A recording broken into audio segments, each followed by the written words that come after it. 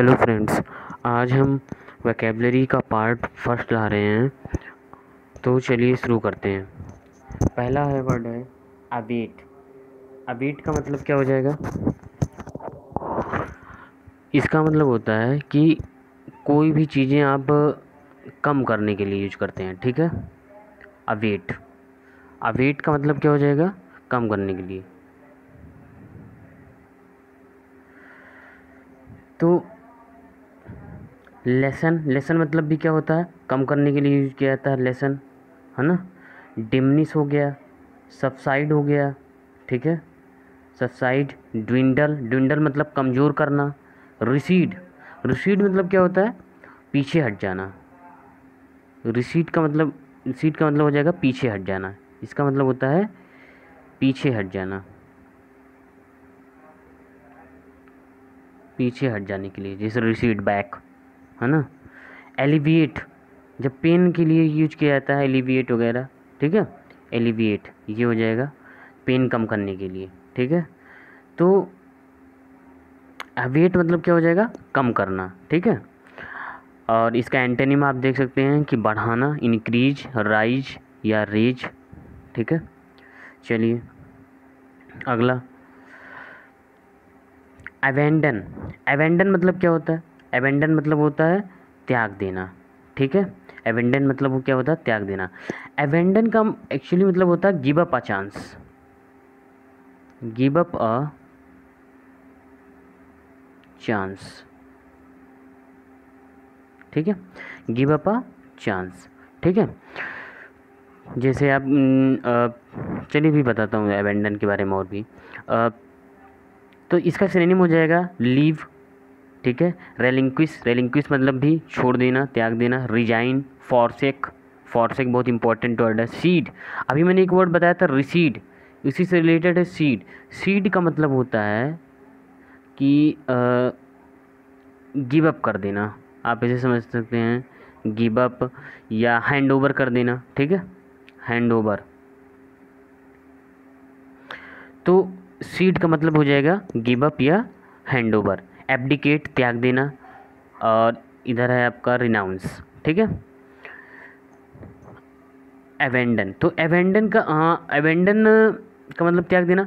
तो देखिए एवेंडन को आप ऐसे बोल सकते हैं, जैसे मान लीजिए कैप्टन, हाँ देखिए, since capital punishment was abandoned the crime rate has increased.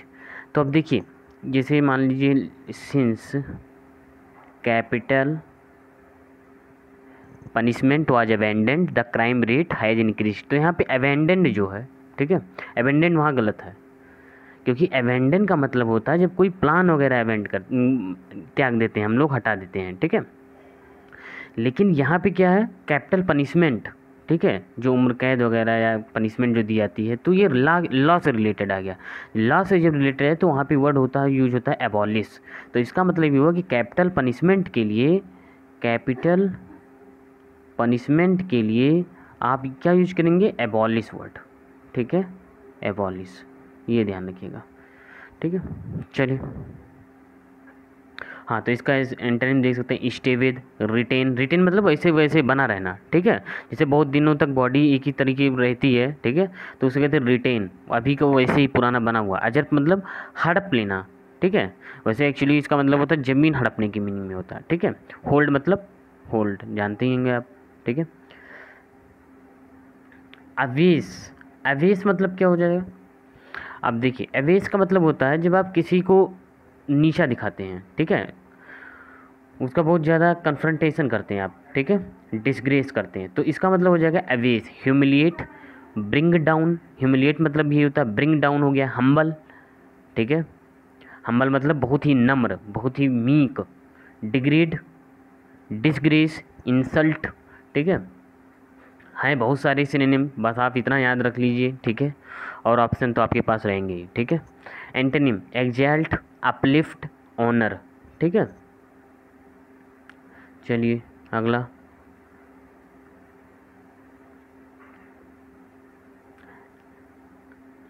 Awais. Awais मतलब क्या हो जाएगा? जब बहुत ज़्यादा किसी को लज्जित हो जाना पड़ता है, ठीक है, किसी की बहुत ही बेइज्जती हो जाए, ठीक है, ह्यूमिलिएशन ज़्यादा हो जाए, ठीक है, तो क्या हो जाएगा कन्फाउंड। कन्फाउंड का एक मीनिंग और भी होता है, रुको बताता हूँ आपको। कन्फाउंड का मतलब होता है इंटेंगल। हाँ, इंटेंगल मतलब बिल्कुल फंसा देना एकदम, ठीक है। इंटेंगल बहुत ज़्यादा, उससे घबरा जाता है, ठीक है। परप्लेक्स, ठीक है।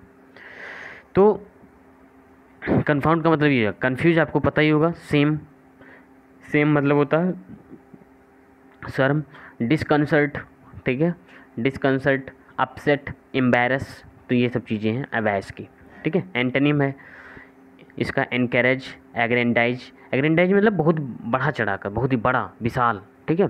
ग्लोरीफाई, ठीक है। अवेट मतलब क्या हो जाएगा, कम करना, ये मैंने बता ही दिया आपको। एब्रीविएट मतलब जिसका शॉर्ट फॉर्म आप यूज करते हो, ठीक है। ये कहते हैं जिसे एब्रीविएशन यूज किया जाता है ना। जैसे मान लीजिए कोई है CDS है, चीफ ऑफ डिफेंस स्टाफ, है ना, तो ऐसे ही, ठीक है। तो शॉर्टन कर देना। कर्टेल भी होता है, कर्टेल, ये इंपॉर्टेंट है, कर्टेल आता है एग्जाम में, ठीक है, कर्टेल याद रखिएगा आप। कंडेंस मतलब यही होता है, छोटा, है ना। कंसाइज, टर्स मतलब बिल्कुल ब्रीफ में, है ना। एवरेज मतलब भी शॉर्टन, ठीक है। तो इसका एंटोनिम क्या हो जाएगा, बहुत लेंदी, ठीक है। एक्सपेंड, इनलार्ज, बहुत ईजी है, कोई दिक्कत नहीं है, ठीक है। अब मैं दो चार क्या नाम है इडियम्स भी लाया हूँ, ठीक है, तो देख लीजिए। चाइम इन बहुत ही टफ है, ये ध्यान रखिएगा, ठीक है। चाइम इन, तो देखिए चाइम मतलब पहले होता क्या है, झंकार, जैसे किसी की आवाज़, रिंगिंग आप समझ सकते हैं, रिंगिंग, ठीक है। हाँ बिल्कुल, रिंगिंग समझ सकते हैं आप। तो रिंगिंग जो आवाज़ आती है, जैंगल भी बोलते हैं इसे, जैंगल, बहुत सारे वर्ड हैं इसके सिनोनिम में, मुझे जितना याद आ रहा बता रहा हूँ आपको, ठीक है। तो चाइम इन का मतलब क्या हो जाएगा, चाइम इन का मतलब हो जाएगा जब आप कोई भी डिस्कशन को, किसी भी डिस्कशन को, ठीक है, उसमें और कुछ अलग से जोड़ देते हैं, ठीक है, उसमें कुछ कमेंट अपने और अलग से जोड़ देते हैं, तो उसे बोलते हैं चाइम इन, ठीक है। जैसे कोई मैटर उसको और अलग से आप ऐड करके उसे और बढ़ा चढ़ा के बताते हैं, तो उसे बोलेंगे चाइम इन, ठीक है। To add a comment to the discussion, ठीक है, to add a comment to the discussion, ये हो जाएगा चाइम इन, ठीक है। A chip on one's shoulder, a chip on one's shoulder, ठीक है।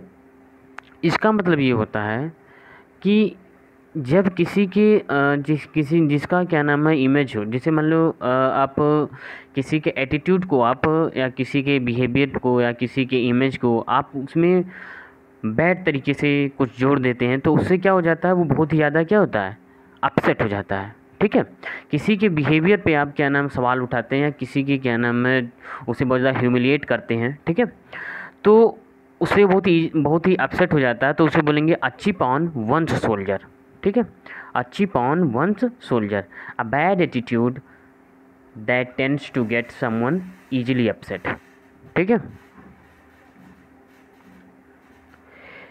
अगला चिजेल इन, CHISEL, ठीक है, CHISEL, ठीक है। चिजेल इन का मतलब क्या हो जाएगा, चिजेल का मतलब है, समझ लीजिए, जैसे आप देखेंगे इनग्रेव किया जाता है, मैं लिख दे रहा हूँ, इनग्रेव,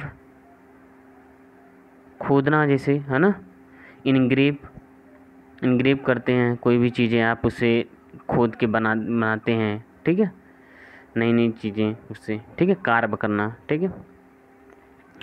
तो इसका मतलब हो जाएगा कि कोई भी चीज़ें जो आप किसी से शेयर कर रहे हैं, ठीक है, वो क्या हो सकता है, वो धोखा दे सकता है, ठीक है। किसी से कोई भी चीज़ें आप शेयर ना करिए, नहीं तो उससे आपको धोखा मिल सकता है, ठीक है। तो चीज़ें इनका मतलब होता है कि कोई भी चीज़ें आपको किसी से शेयर नहीं करनी, नहीं तो उससे आपको धोखा मिल सकता है। To use deception to get share of something, ठीक है। चक इट इन का मतलब, पहले चक मतलब होता क्या, चक का मतलब होता है कि किसी चीज़ को आप बाहर कर दे रहे, डिस्कार्ड कर दे रहे हैं, ठीक है, डिस्कार्ड कर दें, कास्ट अवे, निकाल देते हैं। आपने बहुत बार SSC में पूछा है कास्ट अवे, कास्ट असाइड, है ना, चेकअप, इसका इन सबको मतलब क्या होता है, छोड़ देना बिल्कुल, ठीक है। तो चेक इट इन का मतलब हो जाता है कि आप कोई भी चीज़ें क्या करते हैं, क्विट कर देते हैं, ठीक है, गिव अप कर देते हैं। गिव अप मतलब सरेंडर भी होता है, ठीक है। ईल्ड, गिव अप हो जाएगा, ईल्ड हो जाएगा, ठीक है।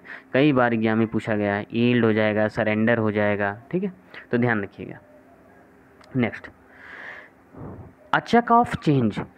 चक, चक का मैंने मतलब बता ही दिया। अ चक ऑफ चेंज का मतलब क्या हो जाएगा कि जैसे मान लो आपने सुना होगा चेंज, कि मुझे इतने का चेंज चाहिए, है ना।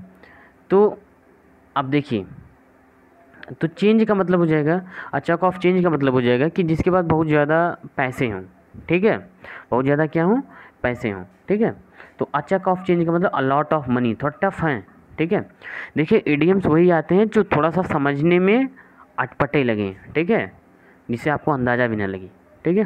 अ चक ऑफ चेंज का मतलब हो जाएगा अ लॉट ऑफ मनी, ठीक है, a lot of money. Next,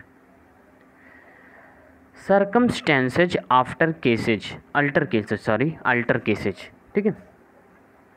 अब इसका क्या मतलब होता है कि देखिए सभी परिस्थितियों में चेंजेज हो रहे हैं। अल्टर मतलब चेंजेज होते रहते हैं, हर केसेज में, हर परिस्थिति में, हर सिचुएशन में चेंजेस होते रहते हैं। तो इसका मतलब ये है कि किसी भी अनयूजुअल सिचुएशन पर भी हमेशा क्या होती हैं, अलग अलग व्यक्तियों में, मतलब जैसी सिचुएशन आती है वैसे वैसे अलग अलग चेंजेस इसको देखने को मिलते हैं, ठीक है, अजीब अजीब चेंजेज, ठीक है। तो इसका क्या मतलब हो जाएगा, in unusual situations peoples are allowed to do unusual things, ठीक है। तो कस्टम सर्कमस्टेंसेज अल्टर केसेज का मतलब ये हो जाएगा। Cocky as the king of spades.